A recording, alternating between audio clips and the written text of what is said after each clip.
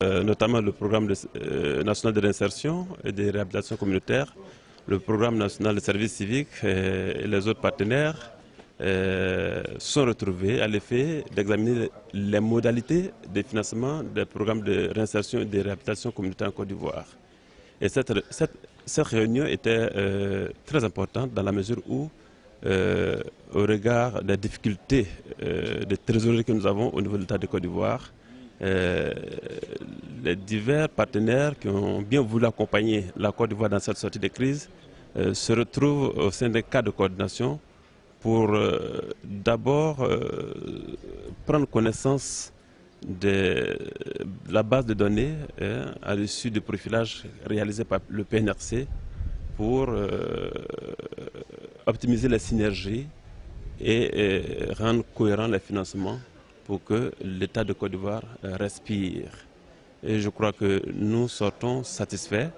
Et le comité national de coordination que nous présidons va se réunir avec tous les partenaires pour concrètement avoir les engagements des uns et des autres sur les bases des données.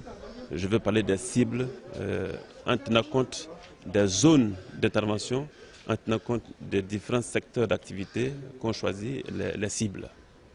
Combien va coûter ce programme? Eh bien, la simulation que nous avons, c'est autour de 44 milliards. Nous intégrons l'expression de tous les partenaires qui ont communiqué au comité national leur budget. Naturellement, au sein du comité, un travail analytique devra s'effectuer pour voir comment est-ce qu'on peut optimiser. Je vous rappelle qu'il s'agit naturellement de la réinsertion des ex-combattants démobilisés du service civique. Vous n'êtes pas sans savoir que le processus de sortie de crise, s'il doit être sécurisé, nous devrons intégrer ces aspects de la réinsertion qui sont aussi un vecteur de sécurisation de la Côte d'Ivoire. Donc, l'État de Côte d'Ivoire, avec ses partenaires, se devait de se retrouver pour avoir cette garantie. Nous voulons pouvoir donner une chance à la Côte d'Ivoire de renouer avec sa politique de développement.